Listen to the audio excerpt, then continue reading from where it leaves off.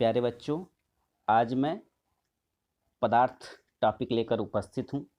आज हम जानेंगे कि पदार्थ क्या है।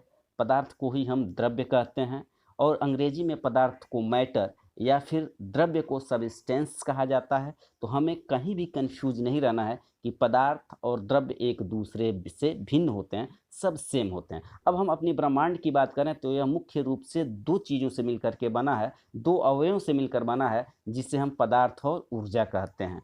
अब हम कहें कि अवयव क्या है, तो हम देखें कि ब्रह्मांड या पृथ्वी के आसपास की वे सभी वस्तुएं जिनका अनुभव हम अपने ज्ञानेंद्रियों के द्वारा, ज्ञानेंद्रिय मतलब आँख, कान, नाक, त्वचा, जीभ के द्वारा कर सकते हैं, उन सभी वस्तुओं को हम अवयव कहते हैं। अवयव यानी जिनको हम अपने ज्ञानेंद्रियों के द्वारा अनुभव कर सकते हैं, वे सभी वस्तुएं अवयव कहलाती हैं। अब अगर ज्ञानेंद्रियों के बारे में जानें तो मानव शरीर में 5 ज्ञानेंद्रियां होती हैं जो बाह्य वातावरण के प्रभावों को ग्रहण करती हैं, जिसका अनुभव हम अपने सेंसरी ऑर्गन्स यानी ज्ञानेंद्रियों के द्वारा करते हैं, जो 5 प्रकार के होते हैं। आँख, कान, नाक, जीभ और त्वचा, जो वातावरण के विभिन्न प्रभावों को ग्रहण करने का कार्य करते हैं। अब हम इसके आधार पर ये पूछें कि पृथ्वी या ब्रह्मांड पर पाए जाने वाले कुछ अवयवों का नाम बताइए, यानी कुछ अवयव का मतलब कुछ वस्तुओं का नाम बताइए, तो आप निश्चित रूप से कह सकते हैं कि कागज, किताब, कलम, गैस, उष्मा, ध्वनि, प्रकाश, ये सभी पृथ्वी या ब्रह्मांड के अवयव हैं। अब यह स्पष्ट हो चुका है कि मानव अपने ज्ञानेंद्रियों के द्वारा पृथ्वी पर जितनी भी वस्तुओं को महसूस कर सकता है, उन्हें हम पृथ्वी या ब्रह्मांड का अवयव कहते हैं।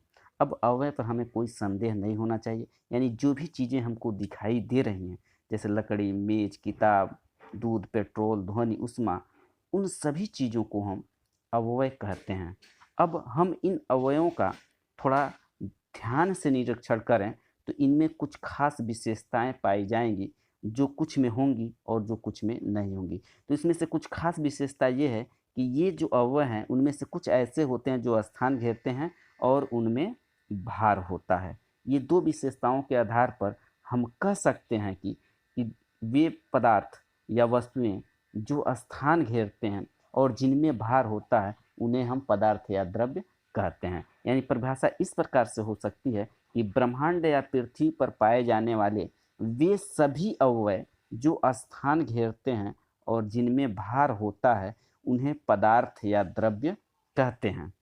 अब जैसे कलम, किताब, लकड़ी, मेज, कुर्सी, मिट्टी, पत्थर, डीजल, पानी, प्लास्टिक, हवा, यहाँ तक कि समस्त जीवों और वनस्पतियों को भी पदार्थ के अंतर रखा गया है। अब हम यहाँ पर ध्यान देंगे कि पहले वाले उदाहरण में हमने ध्वनि को लिया था, उसको हम कान के द्वारा सुन सकते हैं। प्रकाश को लिया था, जिसको हम त्वचा के द्वारा अनुभव कर सकते हैं। उष्मा को लिया था, जिसको हम त्वचा के द्वारा अनुभव कर सकते हैं। लेकिन चूंकि हम उनका भार नहीं माप सकते, इसलिए उनको ऊर्जा की श्रेणी में रखा। यदि हम एनसीईआरटी बुक का अध्ययन करते हैं तो उसमें पाते हैं कि हम द्रव्य या पदार्थ की परिभाषा इस प्रकार से भी दे सकते हैं कि विश्व की सभी वस्तुएं जिन सामग्रियों के मिलने से बनी हैं, वैज्ञानिक उन्हें पदार्थ या द्रव्य कहते हैं। और पदार्थों की यह विशेषता होती है कि उनमें भार होता है और वे स्थान घेरते हैं। सभी निर्जीव वस्तुओं को तथा सभी सजीव जंतु और वनस्पतियों को पदार्थ के अंतर्गत रखा गया है, जैसे मिट्टी, पत्थर, पानी, सभी प्रकार की गैस, दूध, लोहा, सोना, कार्बन डाइऑक्साइड और पेड़ पौधे। यदि हम प्राचीन दार्शनिकों के बारे में बात करें तो उनके अनुसार ब्रह्मांड की सभी वस्तुएं 5 तत्वों से मिलकर बनी है, जिन्हें पंचतत्व कहते हैं। पंचतत्व वायु, अग्नि, पृथ्वी, जल और आकाश को पंचतत्व कहते हैं। यूनानी दार्शनिकों ने भी इस मत का समर्थन किया था। अभी हमने पदार्थ के बारे में जाना। अगर वीडियो अच्छा लगा हो तो इसे लाइक और सब्सक्राइब जरूर करें।